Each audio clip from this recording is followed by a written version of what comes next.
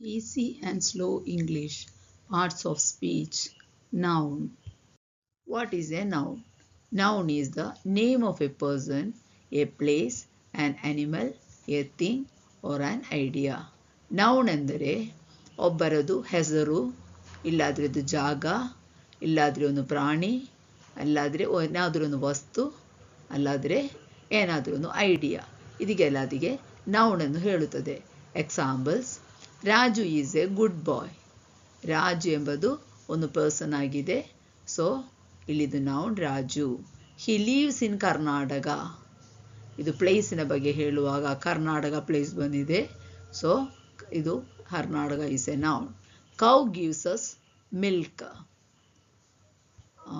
ಅದು ಒಂದು ಪ್ರಾಣಿದು ಹೆಸರಾಯಿತು cow. Cow gives us milk.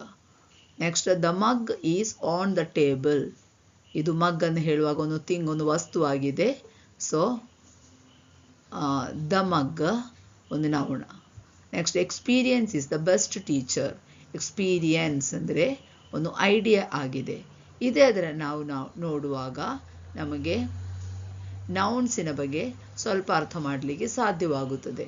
ಹೆಚ್ಚಿನ ಮಾಹಿತಿಗಾಗಿ ಈ ಚಾನಲ್ ಸಬ್ಸ್ಕ್ರೈಬ್ ಮಾಡಿ.